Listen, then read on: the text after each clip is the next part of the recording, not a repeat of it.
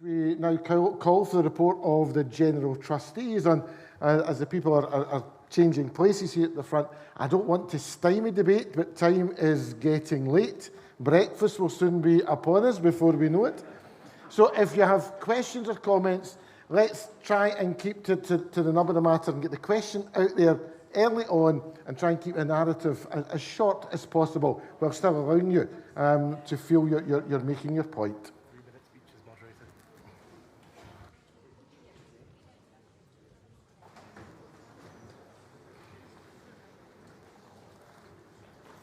Reason for coming back. Oh.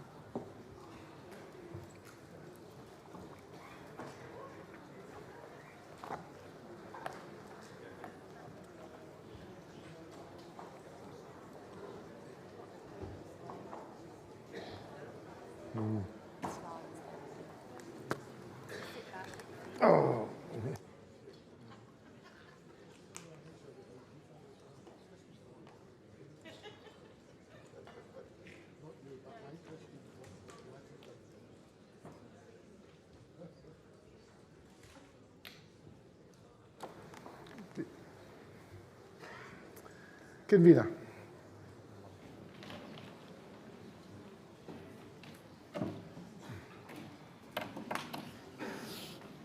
Good afternoon, Moderator and Commissioners. And I well recall last year you gave me a ticking off for not saying who I was. So my name is Alan Kennedy. I'm the Chair of the General Trustees and I'm not a Commissioner. Firstly, I wish to thank my fellow trustees and our excellent staff, along with colleagues in the Law Department and Stewardship and Finance, for their hard work and dedicated support for congregations and presbyteries. Special thanks are due to Bill Lawrie, who is retiring at this General Assembly after many years' service, especially in support of glebes. We also wish to thank Elspeth Annan, Deputy Solicitor, for all her assistance to the trustees and wish her well on her impending retirement. I also wish to thank the directors and staff, both past and present, of the Church Insurance Company, who have served congregations so ably since its founding in 1888. I'll say more about that later.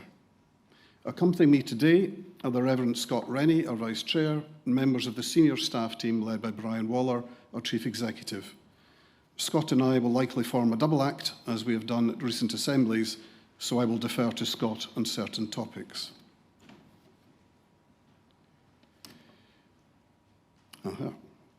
Here is some background to the work of the General Trustees for those less familiar with our role.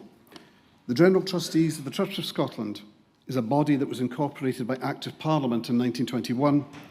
We are answerable to the General Assembly, but we also have the duties, responsibilities and liabilities of charity trustees, and that includes operating the restricted funds that we are responsible for in line with our governing regulations. Section 1.1 of the report includes the mission statement. General Trustees support congregations and presbyteries in maintaining and developing appropriate, flexible, robust and sustainable facilities capable of supporting local mission and worship. The trustee staff use their expertise to provide advice and practical support to congregations so they can use their buildings and glebes effectively and safely. Areas of support include church law, planning and other legislation, conservation, buildings and land, surveying and valuation, health and safety, including fire, hygiene and environmental, architectural heritage and listing, construction management and energy procurement. This support is enhanced by the work of the presbytery buildings officers. Here are some examples of recent projects that illustrate what can be achieved when repurposing buildings. Thanks go to the congregations involved. Newton Green Church in Lothian and Borders Presbytery carried out a full refurbishment that involved creating zones for different activities once the pews had been removed, as well as installing solar panels and replacing the doors and windows. The trustees were pleased to support the project with a grant of £60,000, and these are some pictures on screen.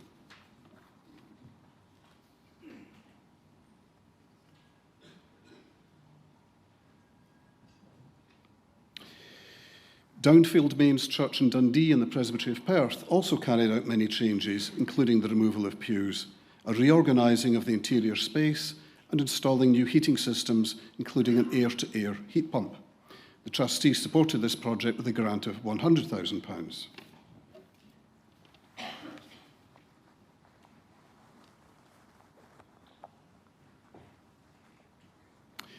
Muckert Parish Church in the Presbytery of Perth was instrumental in the success of the Pool of Muckert Natural Flood Management Project that was presented with the Climate Community Award at the 2024 Climate Action Awards. The Trustees and congregation contributed to this project that used the church glebe not only to reduce flooding in the local area, but to enhance the local environment.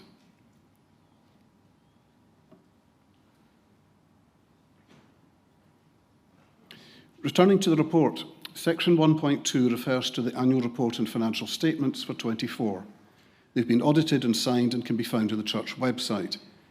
A high-level analysis of the funds can be found in Appendix 1 to our report, and I will use that information to put into context several topics that feature in this year's Deliverance.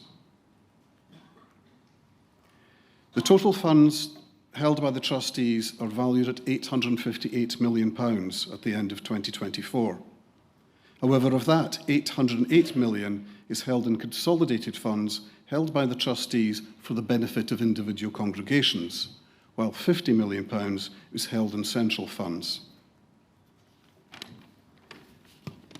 Looking first at the consolidated funds, thank you.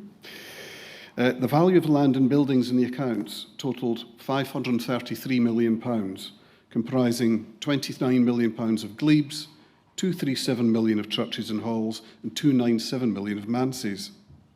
The Trustees provide support and advice on land and buildings through their staff, including the Presbytery Buildings Officers, but the proactive management and maintenance of property, including the quality of manses, is dependent on the receipt of information that presbyteries are required to provide.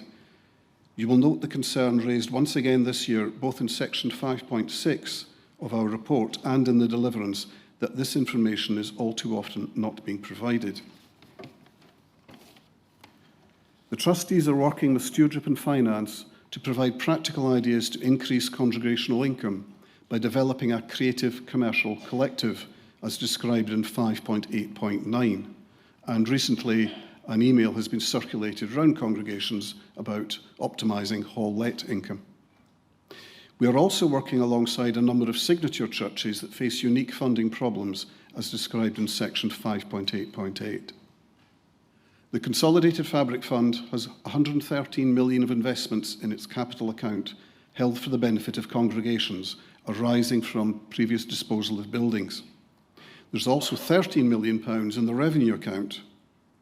As stated in Sections 1, 4.6 and 7.1, last year's General Assembly approved far greater flexibility in the use of those funds by congregations. For example, congregations may now access the revenue account for any purpose linked to the 5 marks of mission, and not just for fabric, utility or insurance costs. In 2024, £3.7 million was drawn down for those costs, but only £176,000 was withdrawn for mission, and yet £13 million remains available. The Consolidated Stipend Fund was valued at £119 million. This has arisen from the proceeds of the sale of glebes. Apart from a loan to Crossreach, this is all invested in the Investors' Trust Growth Fund. For the reasons given in Section 7.2, this holding will shortly transfer to Mercer, and the Trustees have decided that they can now justify an increase in the annual transfer to Fappold from £3.2 million to £4 million. As mentioned in the Deliverance, this 25% increase will assist congregations with holdings in the fund with their parish ministry costs. I would stress that all the other investments held by the Trustees will be remaining with the Investors' Trust.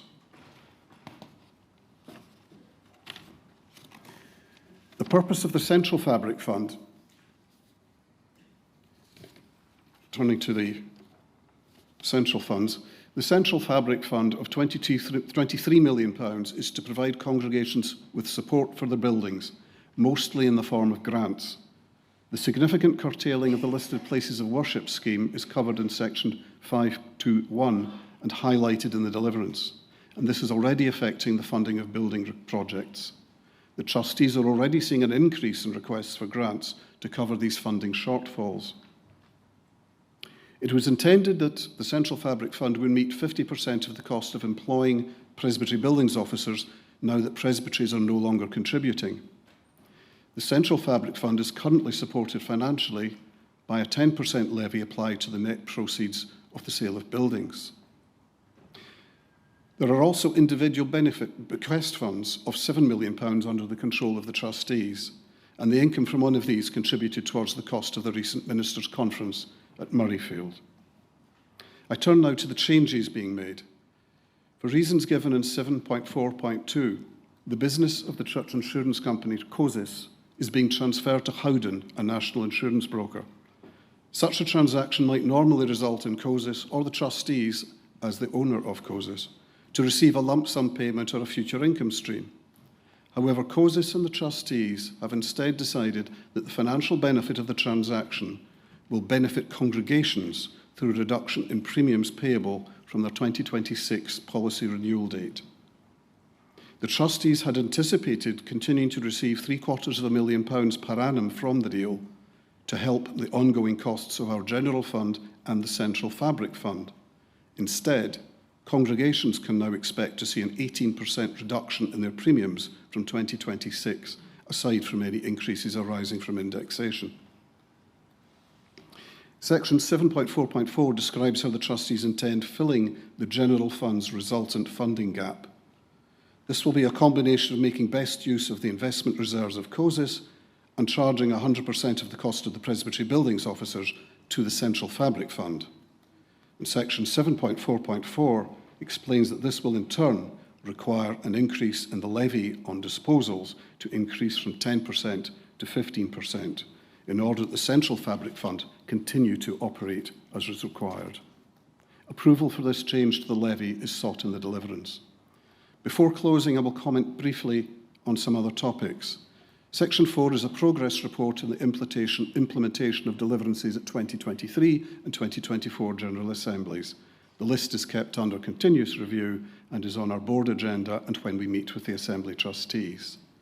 Section 5 has reports from our committees, and some of those points are highlighted in the Deliverance. Further to Section 5.10.1.4 on energy procurement, we are currently going out to tender with energy suppliers that are prepared to provide individual billing to congregations for gas and electricity for their non-domestic properties. Section 6 provides an update from the Manse Working Group. Some tidying up of regulations and legislation is contained in Section 5.5 about communion plate and in Section 8.1.1, with both appearing in the Deliverance. Finally, I would ask you to consider joining the trustees, even if only to serve on one of our committees. We've carried out a skills audit and are looking for some support relating to buildings, finance and investment, audit and assurance, as well as agricultural land management, for which our Glebes Committee needs a wide geographical coverage. If you're interested, please contact Brian Waller, our Chief Executive. Moderator, I have much pleasure in presenting the report of the General Trustees of the Church of Scotland to the General Assembly, and I would ask the Principal Clerk to move the Deliverance. I so move. Seconded. Thank you, Chair. We have got quite a number of people seeking to ask questions, and it's growing by the second. So we will try and move through the questions as quickly and as speedily as possible. So I'm going to ask, first of all, if Sandra Black would speak, and then Dan Harper, followed by Michael Goss.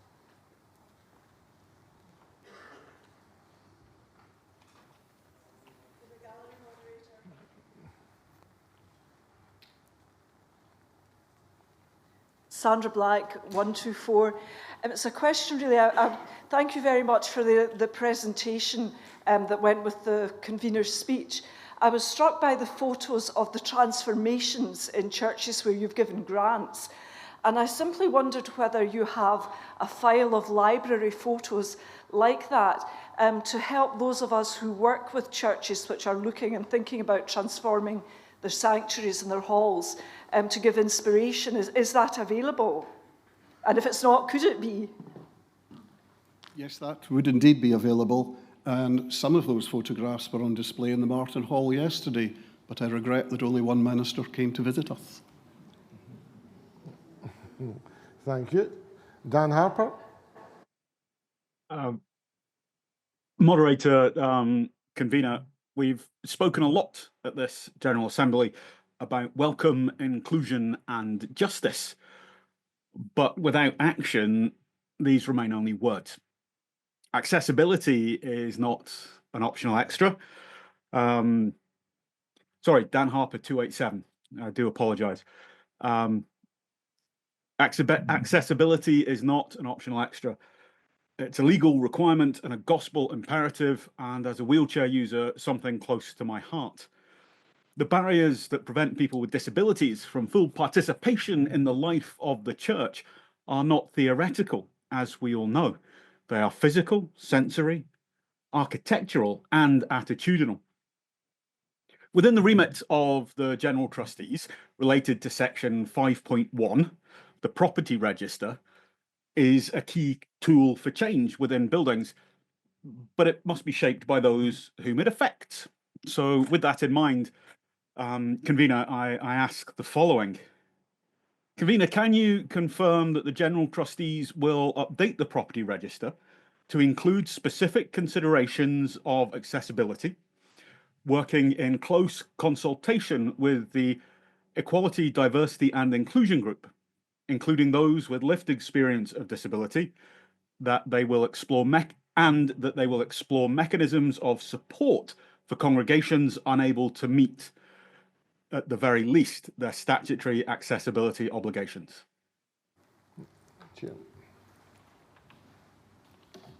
Thank you very much for your question and for advance notice of it.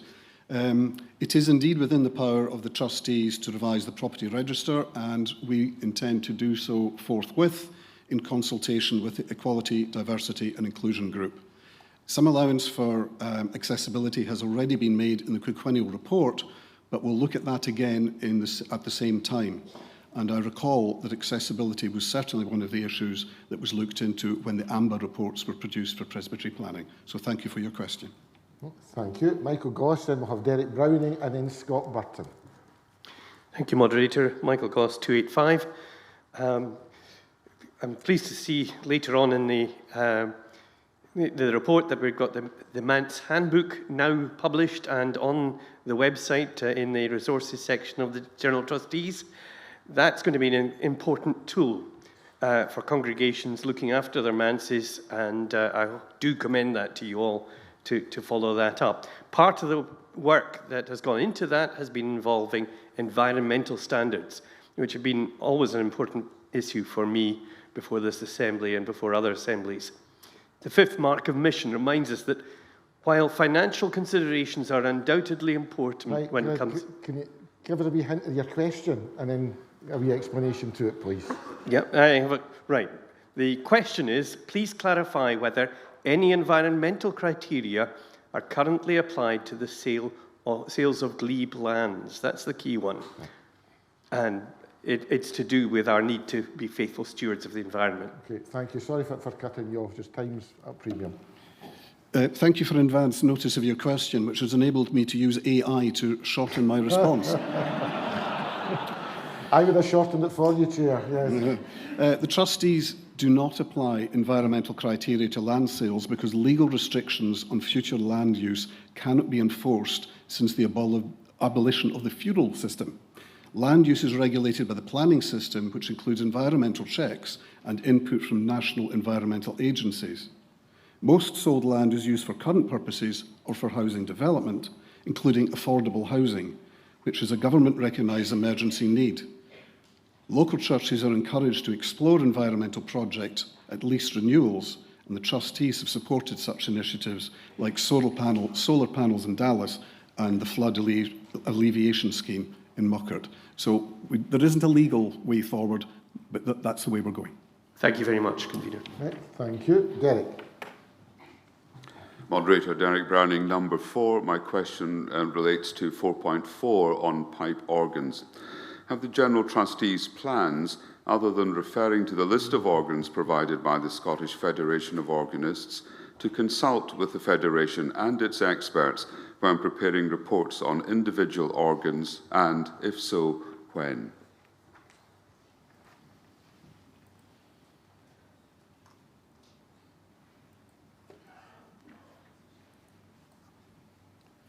The convener does not have a response at his fingertips.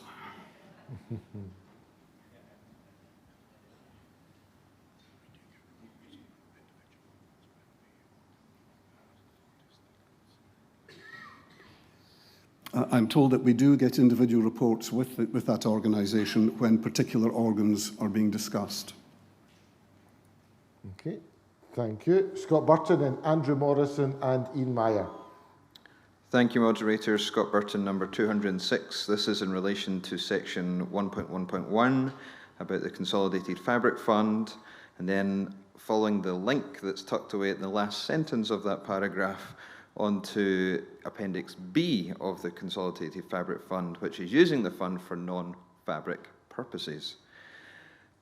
My understanding was that I think the 2004 General Assembly had agreed that monies from the fund could be used for non-fabric purposes as long as an amount of money was retained, and I thought that figure was something like £50,000. Now I read in Appendix B that in 2C, the amount to be maintained is something like £400,000, and that there needs to be enough money for 10 years of the building. I'm not sure our congregations have 10 years in some places, Chair, and this money is really needed for mission sooner than later. So was this a change from the 2004?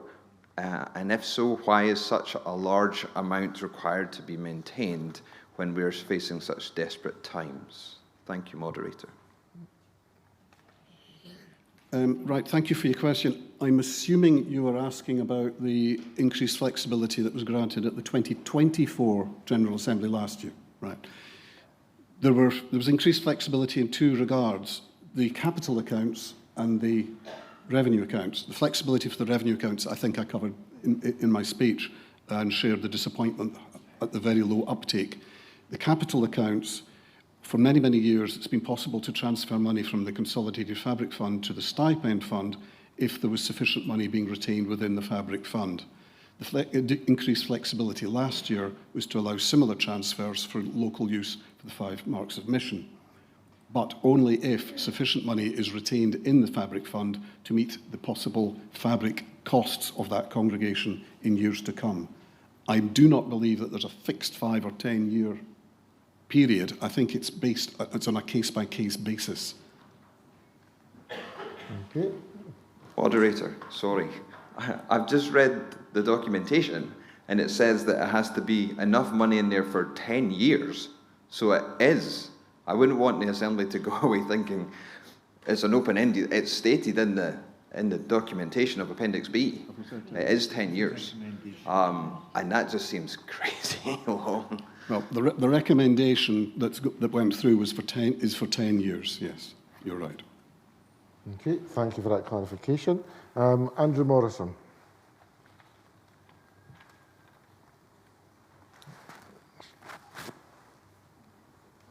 Yeah, is that the bar? You might need to go to a different bar. That one's closed, I think. There we go. Oh, there you go. It's reopened. There we go. Andrew Morrison, number 342, speaking about section 5 of the main report about communionware and the sale of it. Our church, like many, have got a building due to be closed or already has closed. And so there's communionware and other bits of property that come to the remaining church building. I'm conscious that many of us will have church buildings that are perhaps an amalgamation of 3 or 4 buildings. And it seems to be that there's a kind of hesitancy to sell or to give away or to dispose of communionware.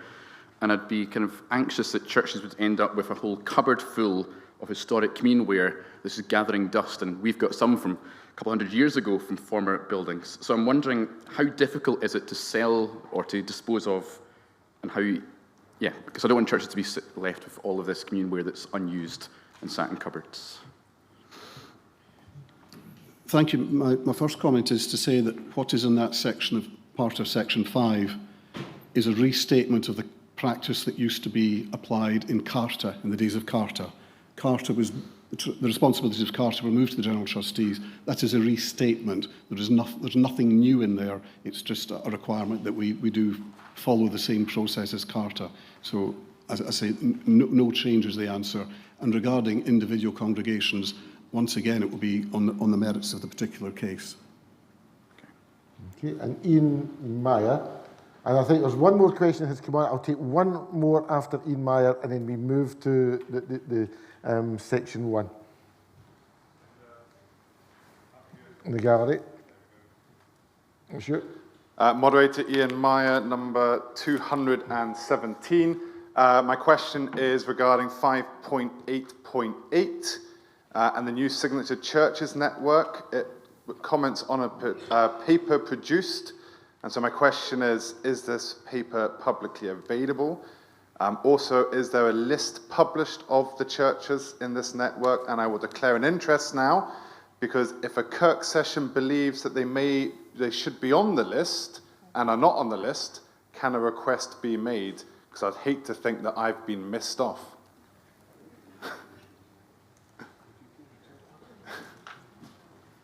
Okay, yeah. Moderator Scott Rennie, the Vice Chair. So there is a list. It's certainly available, although it's not in the report. It took a long time to draw up a list because, first of all, we had to draw up a criteria. And that criteria essentially is that those buildings are category A in terms of presbytery mission plans, that they are cathedral-style buildings, also that they are open to public for visitors all the time. I'm trying to think if there's another. Oh, that they're considered historically significant by HES. But in answer to the end of your question, if a Kirk session believes that they should be part of that network, then yes, you can absolutely write to us and speak to us. And anytime. Thanks. No problem. Okay, thank you. And Muriel Pearson. Muriel Pearson, 429. Just following on from Andrew's point about communion silverware, I've been asked on behalf of an older friend whose church, where he was married in Paisley, was recently closed, about how the General Trustees plan to deal with the number of war memorials that are that need to be stored, and is there a plan to do something creative with these rather than just hide them away? It seems really important in light of respect for the fallen and also their families that something is done that's a bit more than just keep it in storage. Thank you. Thank you for widening that question. Once again, the answer is it will depend on the particular circumstances. But given we've now had a number of questions in this area, I think what we ought to agree to do is to include a specific response to these matters in our report to the next General Assembly. Okay, thank you, Chair.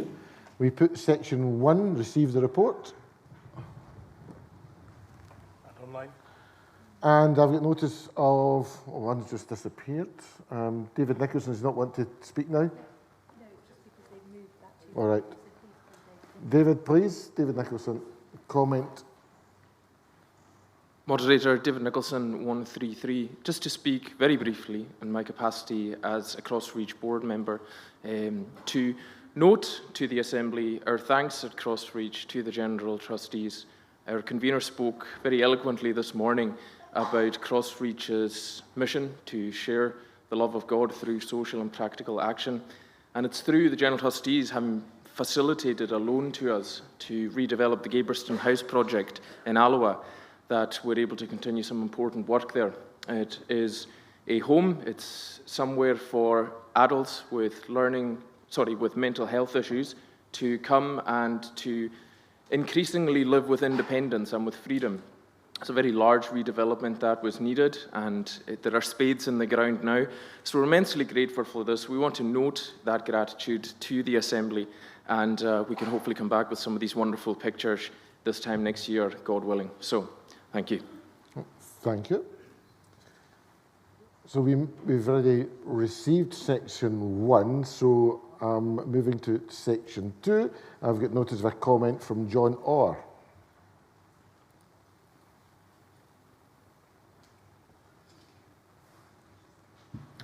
Moderator, thank you. John Orr, 295. I didn't want, I'm sure most are in favour of this particular part of the Deliverance. I wanted to highlight the importance of it. When this legislation came about, we suddenly faced a £47,000 hole in our budget for a refurbishment project. With much thanks to the timeless and generous response from the General Trustees, we were able to then push the go button on the project. If you think this doesn't affect you because you've got nothing in planning, then think again, because this may well leave you with a significant hole in your budget for any repairs or any work that you want to do in a building which is there to serve the community. So please, I commend the lobbying from the General Trustees to the government to do something about this, and also suggest that Kirk Sessions, congregations also lobby their elected representatives to make the same appeal, because this will hit hard and it's so important. And just, if you'll allow me, a very brief comment on a thank you to the Law Department for their great support getting or progressing a very complex building sale. So again, if you'd like to pass that on to the Law Department, we appreciate it. Thank you, Moderator. Thank you.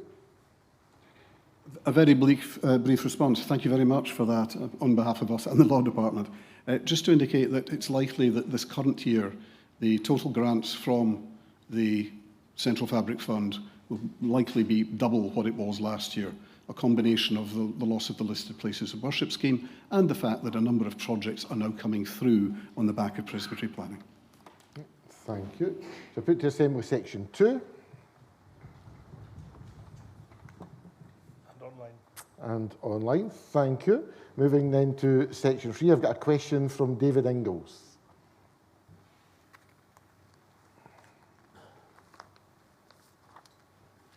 David Ingalls, 314. Can the General Trustees please provide and publish guidance on how and in what conditions and where congregations told to store excess furniture and artefacts during the closing buildings should do so? Not only is the National Church tight for cash, so are many congregations, and storage in many cases is not cheap. There are only so many crosses, communion tables, chairs, etc. that we can use. Currently, this storage seems to be in perpetuity, and can we please look at that?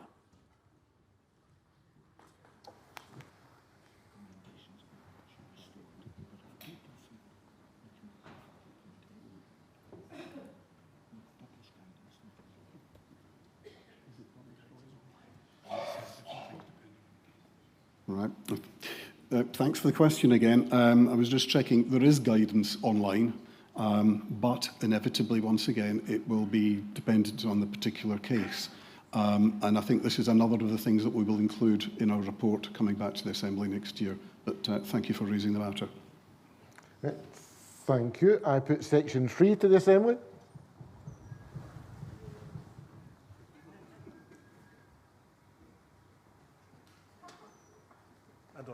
And online, thank you very much. We move to section 4. Put that then to the Assembly, section 4.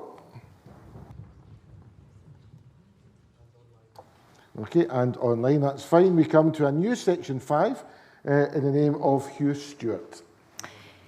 He's online.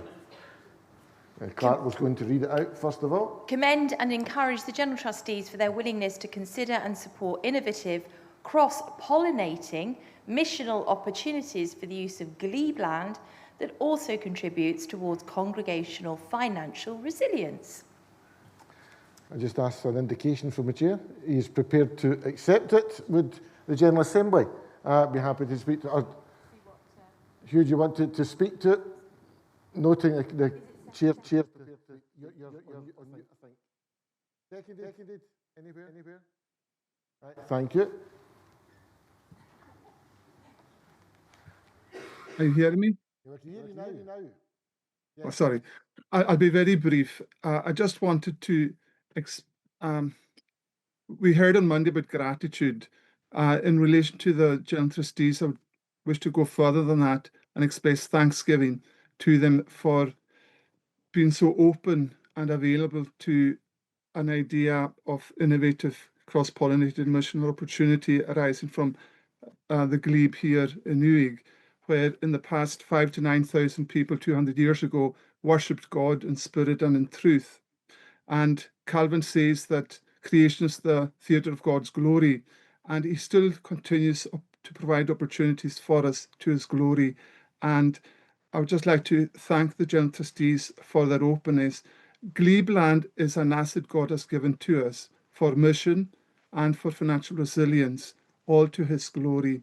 And just to encourage them to continue in their openness, in their support, and God willing, the fruits that will be seen from this cross-pollination that takes in Crossreach and other bodies, and also shows joined up missiology between the Assembly Trustees and the General Trustees together seeking to progress the Kingdom of God. So thank you.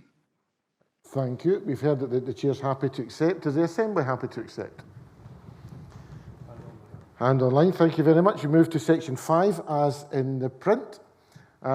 We've got a question in the name of Robert Allen. He's over here. Robert Allen, 204. Thank you for the ongoing work on manses. It's the least we can do for ministers. However, I suspect very poor manse conditions remain for some.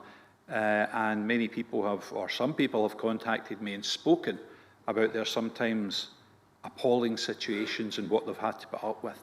I'm glad that's been addressed, but it's not the whole solution. Can the convener confirm what work and conversations are ongoing in pursuing the possibility of ministers living in their own homes and having them designated as a manse? Thank you again for giving us advance notice of that. Frankly, the trustees were rather surprised that this matter was being raised once again after a definitive and detailed report was provided at the 2024 General Assembly, saying that the status quo was the agreed position of the General Assembly unless HMRC rules were to change. Chair. Oh.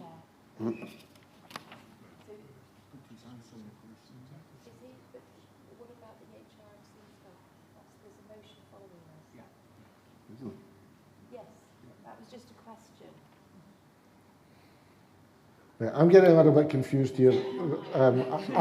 Robert, could you give us a very succinct summary of your question so that the Chair knows which, what it is he's answering at this point? Because the Assembly, there's a motion coming up in a few minutes as well. It's just a question, Moderator. Yeah, and just... Do you want me to repeat it? Yes, please. The question is, can the convener confirm what work and conversations are ongoing in pursuing the possibility of ministers living in their own homes and having them designated as a manse? Given what he's already just said a moment ago, I suspect the answer might be nothing, but over to the convener. You are correct. We are working on the basis that that's a settled matter and we're not taking any further action, nor are our friends in Stewardship and Finance or the Law Department. Okay, thank you very much. So section 5 as in the print.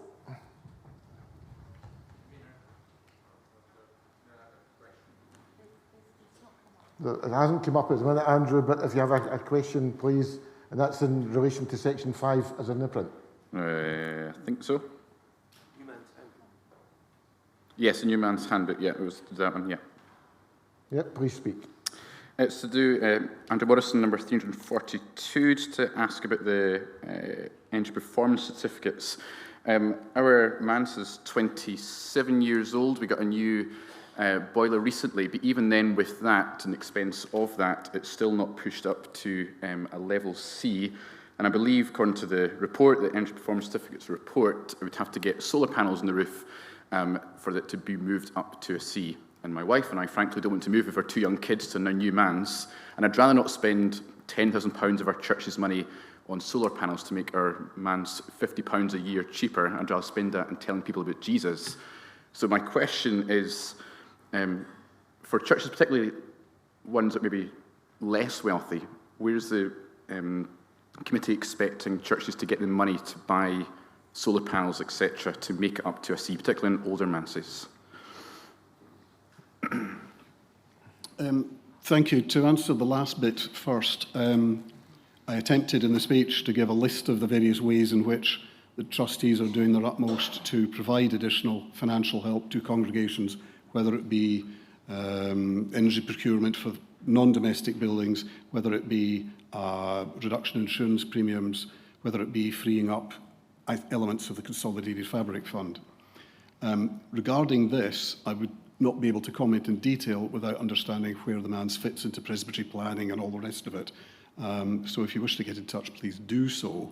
But we are certainly seeing that in the case of some unions, older manses with lower performance certificates are being sold, and a new manse with a good performance is being purchased from those proceeds. That may or may not be of help to you in your circumstances, and we'd be happy to answer your particular question if you get in touch with us. Okay. Thank you. So section 5 is in the print. And also those taking part online. And we moved into a new section in the name of the Reverend Robert Allen, and the clerk will read it to us. Thank you, Moderator. Urge the General Trustees, in consultation with the Assembly Trustees and the Faith Action Programme Leadership Team and other denominations as appropriate, to establish meaningful conversations with the Inland Revenue to explore the possibility of the option for ministers to live in their own home and be paid a housing allowance for use as a manse, to sit alongside continued traditional manse provision and report back to the General Assembly of 2026 with proposals if appropriate. Is that seconded? Thank you. I have no notices of questions. I'm just saying that in advance because we'll give Robert the chance to speak to his motion. Thank you, Moderator. Robert Allen, 204. For as long as I have breath, mixed man's provision will not be a settled matter.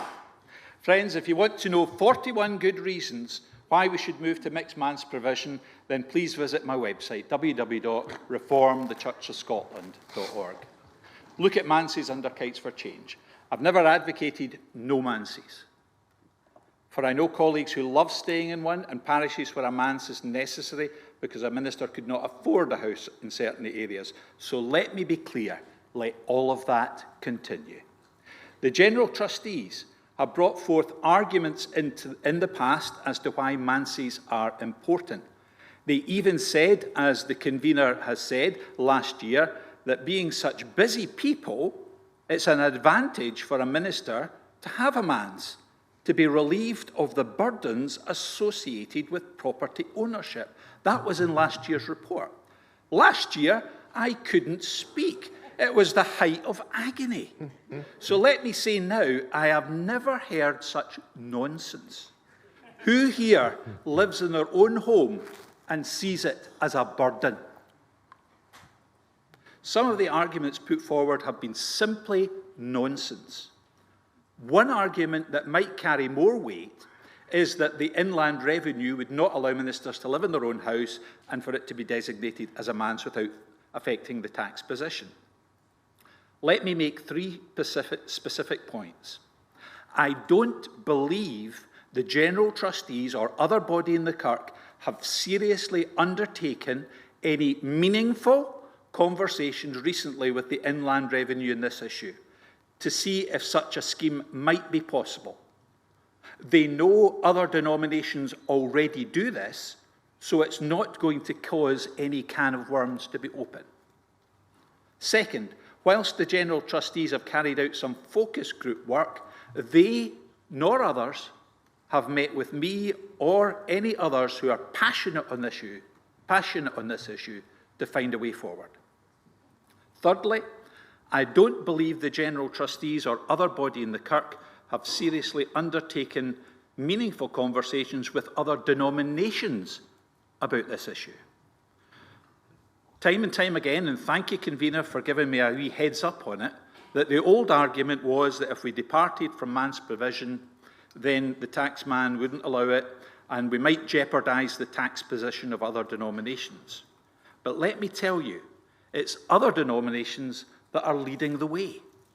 It's a fact, fellow commissioners, that the United Reformed Church in Scotland and the Baptist Church in Scotland allow ministers to choose to live in their own home and have it designated as a manse, allowed by Church and Inland Revenue, and it works well.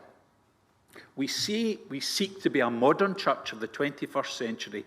There is no reason why we cannot pursue this issue. The other day, we respected difference of opinion on assisted dying debate. We respect congregations that want to stick with the traditional stance of the church on same-sex relationships and those who wish to depart. But for some unknown reason, the powers that be have conspired to continually block this issue being explored further. Moderator, this is a perennial question, and we need to ascertain the facts and the possibilities once and for all. I'm not asking for change. I'm not tying the trustees' hands. All I'm asking is for the Assembly to instigate the conversations and see what happens. I so move. Thank you. I've got notice of one question and 2 comments at the moment. So the question is from Gordon Kennedy, and then we'll move to comments from David Cameron and Brian Kerr.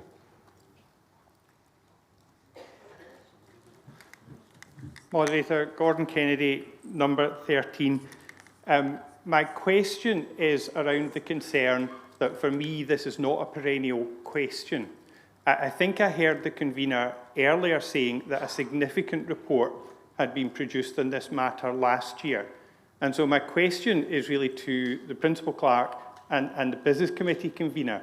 Is there any provision can be made in standing orders about the same matter being brought up year after year after year after significant reports have been produced? Is there anything at all that can be done here? Gordon,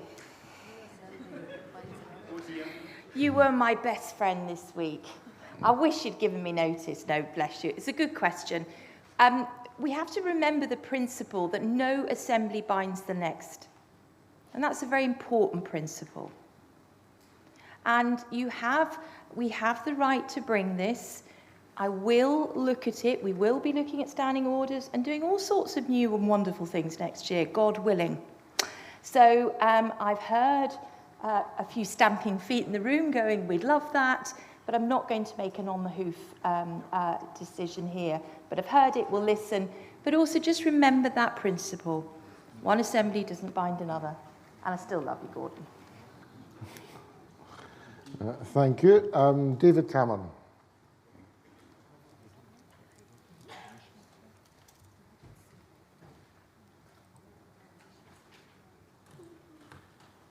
David Cameron, 86. Thank you, Moderator, and thank you, Principal Clerk, for reminding us that one assembly doesn't bind another.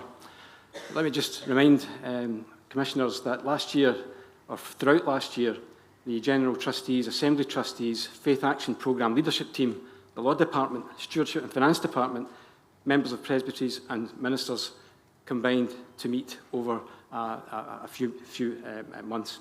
The current default position for the Church of Scotland is that a minister is required to live in the manse provided by the congregation.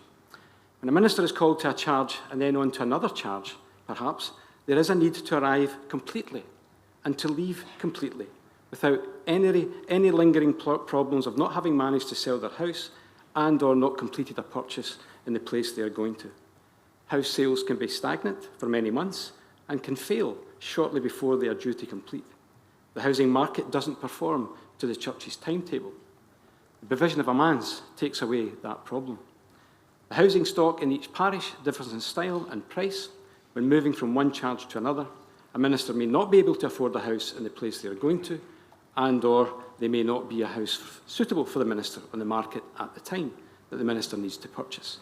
Moving into the manse of the congregation ensures that none of this need be considered. The HMRC position has not changed over a long number of years, and HMRC has long accepted that ministers living in manses provided by their congregation fall within their tax exemption guidelines. Last year, beg your pardon, hang on, just moved a page.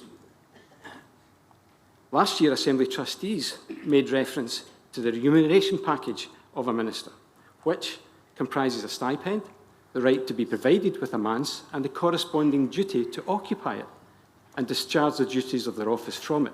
And that was in the Assembly Trustees report.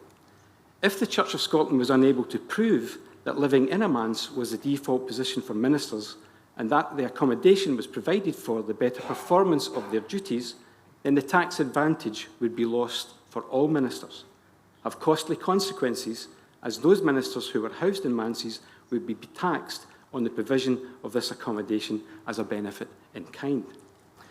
This group considered all the relevant information available and the views presented to it and recommended to the General Assembly manse provision should remain as a default position of the Church of Scotland.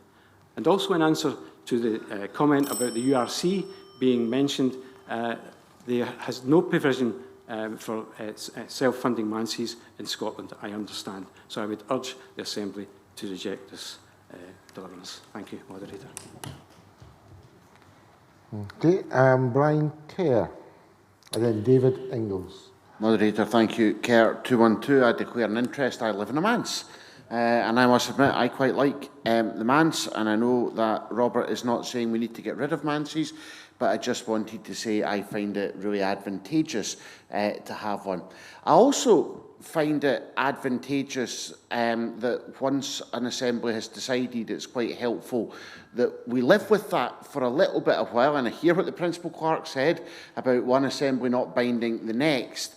But if we keep going over things year in, year out, then the idea of reforming the Kirk becomes reforming, but in the way that maybe I think it needs to be, rather than the way the Assembly have decided.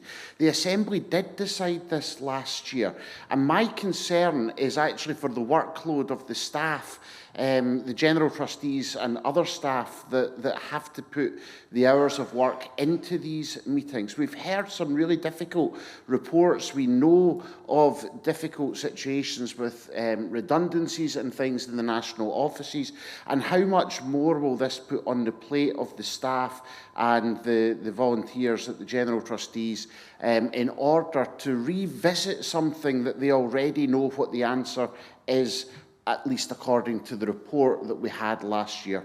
So, Moderator, I do think that we need to allow this to be the will of the Assembly and to allow us to accept the position that we have affirmed time and time again, that we've accepted from the General Trustees and the Assembly Trustees and others, and actually allow the manse situation to actually be settled. I know Robert is passionate about this, I get that. But we also have to be realistic as well about the resources that the Church have to keep revisiting this. And for that reason, I would urge the Assembly to reject this motion. Okay, thank you. David Ingalls, and then I noticed a question has come in from Sarah Ross.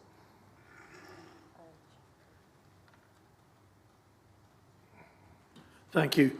Having not been at an assembly before, I can't comment on what was discussed. So I'm just speaking on what I've seen and heard, either in the report or just around the room. Surely one of the problems is, as life gets more complicated, you get these two dangerous words. It depends. Is it not sensible to at least look at what might happen in the future, rather than have it thrust upon us when, for example, HMRC decides to change the rules, which is not beyond the realms of possibility? I think it would be prudent to at least look, have the conversation. If nothing comes of it, nothing comes of it. But to just say no and walk away and hope that nothing changes, I think is dangerous. Thank you. Okay, thank you. Sarah Ross. Moderator, Sarah Ross, 220. I did have a really long speech, but I'm not going to give you that. I just wanted to ask a question about what conversations about manse provisions have taken place now that all charges going forward will be reviewable, and whether that might actually mean that a minister has nowhere to go given the current state of vacancies and the length of procedures. Thank you. Thank you. Chair. Thank you. Sort of working backwards, I'm advised that that would be a matter for presbytery. The overall matter is really one for the... You're not closing the debate here, Chair, just answering Sarah's question. Oh, well, that's the answer to that. Right, thank you. And two other names have appeared on the screen, and if it's a minded assembly, we'll hear these two other individuals, and then we'll move to closing this particular debate. So Michael Goss, followed by Justin Taylor. Thank you, Moderator. Michael Goss, 285. I've got a lot of sympathy for Mr. Allen in this point, but I'm not speaking in favour of doing this work. But I do want to say there is a reason this keeps coming back. And that reason is that from research we have done on behalf of the General Trustees, we know there are a lot of inadequately housed ministers in manses that are in some cases quite shamefully kept. There is a new manse handbook out with new manse guidelines to be completed for next year. Make sure you do them. Make sure you make your manses work well for the housing of the ministers if you're keeping them. I'd say this with passion because some of the comments we got back from ministers made me cry. Thank you, Moderator. Thank you. Justin Taylor. Thank you, Moderator. Justin Taylor, 417. I don't think we understand the stipend implications of this and how all of a sudden it creates a mixed economy of people with and without. For example, I live in Guernsey. Lovely, beautiful place. We recommend you come. But if I decided in 10, 15 years' time, I could never live in Guernsey, but if I decided in 10, 15 years' time that I wanted to come back and somebody else had spent 15 years accruing an asset, I've lost out on 15 years worth of payments. So all of a sudden, we've created a mixed economy of those who have and those who don't have. So by staying in the manse, you're disadvantaged in the long term. So it becomes a bit more muddy and complicated than just as it seems at the moment. So. Okay, thank you. We'll now hear from Mr. Allen and then from the Chair, who will then conclude the debate before we move to putting the section before the Assembly. Robert. Thank you, Moderator. Fellow Commissioners, I would love not to come back to another Assembly with this. I would love it. But the problem is we never talk meaningfully to the Inland Revenue about this. We've never done it. Never done it recently.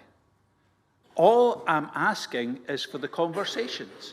If the conversations that we have then lead us down a dead end, so be it. You won't hear from me again.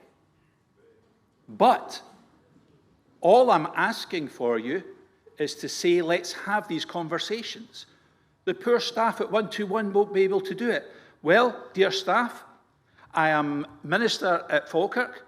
I'm also the interim moderator of a four-way union over by in Larbert. I'm the business convener of the Presbytery. But do you know what? I'll find the time to help you on this one. I really will. And I know others will as well. Let's have the meaningful conversation. It is a fact, my friends, that the United Reformed Church, the Baptist Church, allow this. And I'm surprised to hear the convener of the Assembly Trustees talk about the traditional position. We've been urged at this Assembly to be a forward-thinking, new-thinking, moving forward Assembly. Let's just keep it as it always was. Thank you. Chair. Thank you, Moderator. I've got quite a number of little scribbles. I'm not sure which is the most important to come up with first. Historically, let's just go back 12 months, there was a very full review carried out, not just by the General Trustees, we were the ones who as it were, carried the can of putting it in our report. It was done with the Assembly Trustees, Stewardship and Finance, the Law Department, tax advisors and all the rest of it. And within all of this, we've also had to investigate with HMRC caretaker arrangements. Bottom line is, this really is, and we've just been advised this is really the responsibility of the Assembly Trustees and FAPOLT, rather than the General Trustees, this policy setting aspect. And I thank David Cameron for speaking, because he made that clear himself. He also made clear that the URC, and I've had this confirmed from the General Treasurer, the URC was not allowed by HMRC to operate the sort of mixed economy that he's suggesting. I don't think it makes sense for us to second guess what HMRC might do in the next few years. Anything could happen. So attempting to guess what they're going to do is just going to confuse the matter even further. And I fully agree with what was said about improving existing manses being the priority, rather than participating once again with other elements of the church in a further review when a detailed review was carried out just 12 months ago. There is a sort of a mixed economy to some extent, and that is, it's important that the default position is the current manse provision, but there is also the possibility to do alternatives through manse adjudication.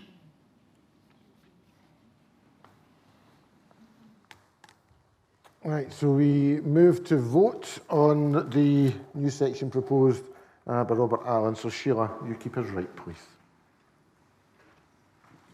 Should the new section be read out again before we... Yes, please. Sorry, moderator. I'll read it out again. It's urged the General Trustees, in consultation with the Assembly Trustees and the Faith Action Programme leadership team and other denominations as appropriate, to establish meaningful conversations with the Inland Revenue to explore the possibility of the option for ministers to live in their own home and be paid a housing allowance for use as a manse, to sit alongside continued traditional manse provision and report back to the General Assembly of 2026 with proposals if appropriate. So we're voting for or against the new section proposed by Mr Allen. The for and against buttons on the hub will be clear if you are in the hall. Button 1 if you are voting for Mr Allen's proposal. Button 2 if you are voting against it. And the vote is now open.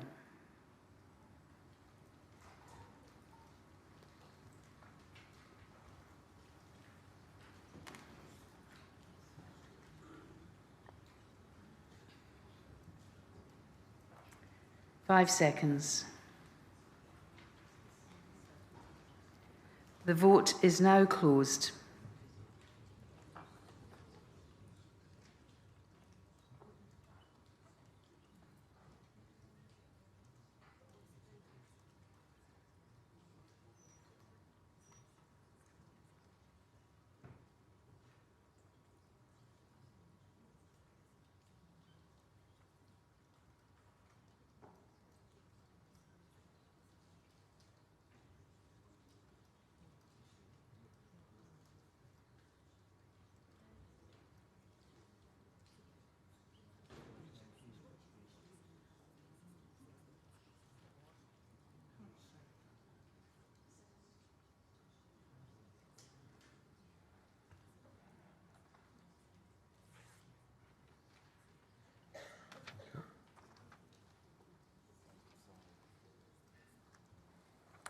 Are voted for the new section 93 and against 155, so the new section falls. We move to section 6 in the print. We've got a question from Christopher Dunn.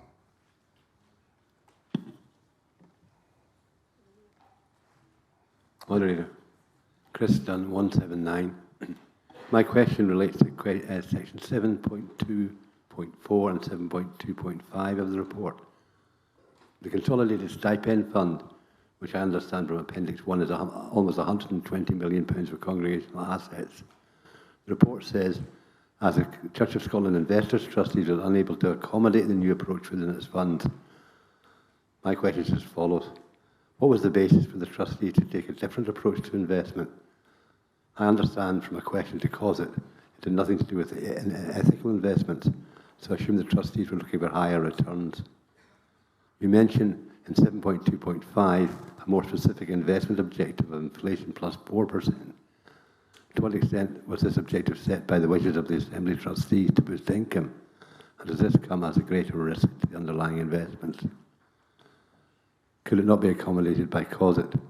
Is this because under 8.1.1, it's reported distributions from the Consolidated Stipend Fund are no longer limited to twice a year? To paraphrase my question, is the understandable need for FAPL to draw down monies at any time dictating the investment strategy? And can you confirm any increased risk is not being underwritten by the increased levy on sale proceeds from 10% to 15% on congregational buildings, which I understand is only to the Consolidated Fabric Fund? And I suppose a follow-up question would be, is there any additional cost as a result of investing through the different investment managers? Thank you. Thanks for your question and for talking to us earlier. I believe there's no material difference in the management charge between remaining with COSIT and going with Mercer.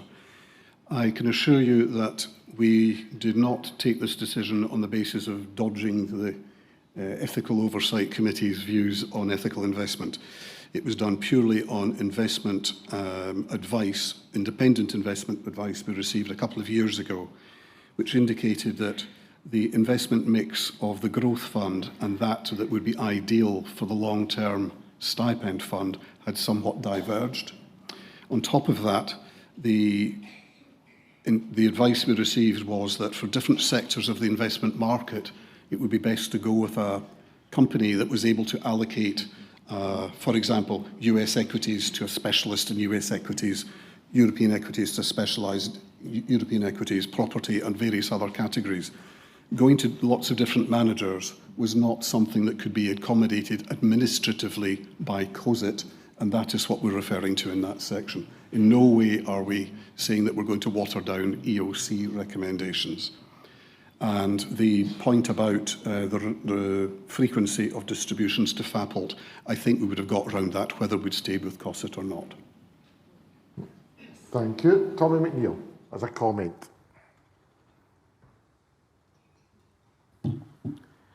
Moderator Tommy McNeill, 481. Just two brief comments to make to the General Trustees. First of all, when we, as FAPL, shared the concept and the idea of the National Ministers' Conference, the first question we were asked, where are you going to find the money to pay for it? Because we had to find it within existing budgets. Given that we were already struggling in terms of keeping in line with our budget, I had to go knocking on some other doors. And one of these doors was that of the General Trustees. And I did include this as part of my speech, but just to put on record here, that were it not for the financial support of the General Trustees, the National Ministers' Conference would not have happened. So I want to communicate FAPL's appreciation and upon those who were at the conference. And one of the challenges that we are facing in the life of the church is decreasing budgets. And I just want to note with a sense of real gratitude and thanksgiving the increase to the Consolidated Stipend Fund of 25%. This wasn't asked for. This has been granted to us. And in real terms, that means an increase from 3.2 million to £4 million. And so our sincere and heartfelt gratitude to the General Trustees for their support of the real cost of ministry within our church. Thank you, Moderator. Okay, thank you. We then put the section 6 as in the print to the Assembly. And online, thank you very much. We move to section 7, and I've got notice of a question from Scott Burton. Oh, sorry. So my card had disappeared. So new section 7, Moderator. Yeah. Thank you. Thank you. Yeah. Sorry, Moderator, and apologies, everybody. We have a new Section 7 in the name of Scott Burton. It is as follows. Urge the General Trustees to revise the provisions of Section 2C of Appendix B, Guidance of the Administration of Consolidated Fabric Fund Monies, to cover a 5-year period. Thank you, Moderator. Scott Burton, 206. Having looked at the appendix and that provision under 2C, I'm concerned that the text does say that it has to cover any potential future fabric funds over a 10-year period.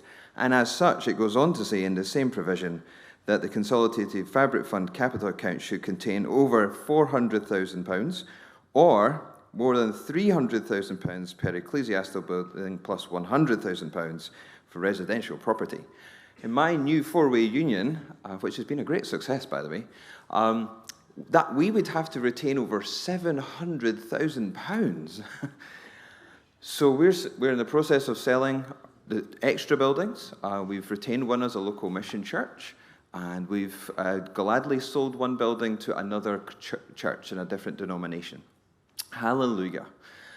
However, we're now, by these provisions, I believe, having to retain all that money and not invest it in mission, because we've been told we have to keep enough money for 10 years. It's £40,000 apparently per year for buildings, and so it's £700,000 in my situation. And it just doesn't seem sensible to adopt that approach when we're looking at 5-year mission plans. So why are we looking at 10-year building plans? Can we not bring the two together?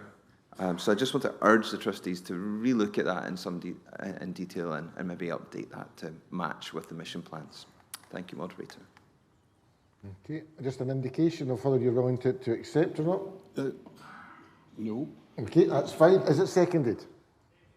Right, any questions? Any comments? No. Do you want to sum up a debate? There's nothing much to sum up, Scott. So therefore, I give the chair a chance to reply and close the debate. Right. I'm afraid it took us around the table a few minutes to realise that you were referring to a guidance document and not to a report, because I didn't recognise the figures you were quoting. It is just guidance, and as I think I said earlier, it would be a case-by-case description. That's how we would operate it in practice on a case-by-case basis. 5 years, 10 years, HES grants are now 15 years. So there's lots of possibilities, and how long is a piece of string. But before I'll sit down now because the solicitor's got a comment to make.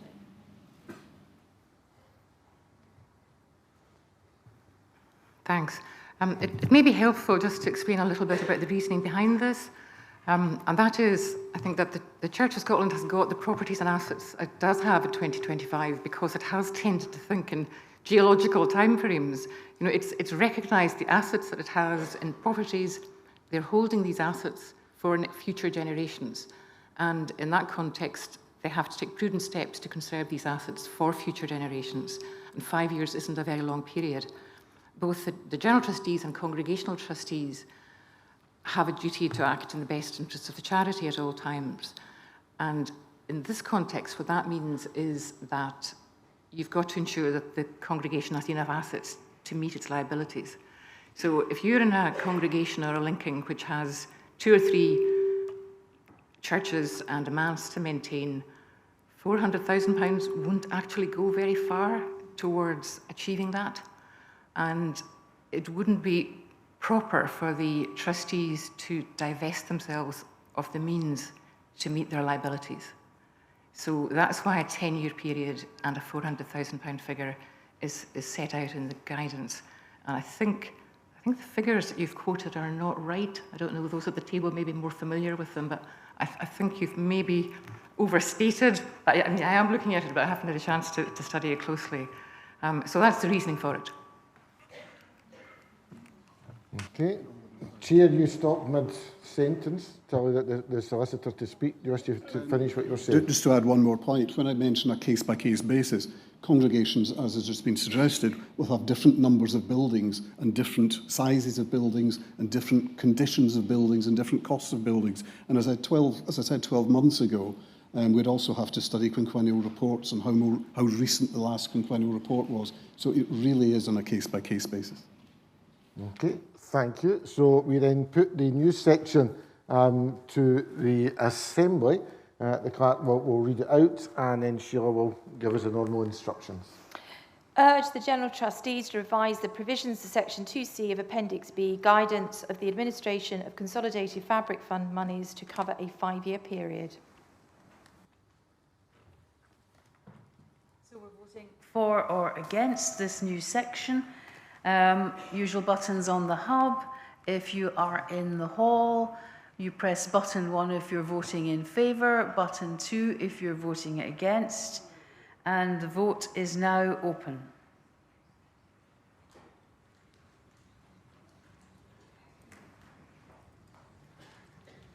Five seconds. The vote is now closed.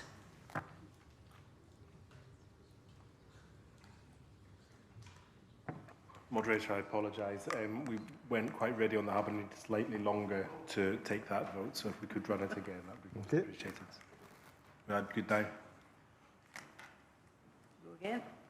No, I think we've captured it. Is the it hub okay? kept running. Right, that's fine. Okay.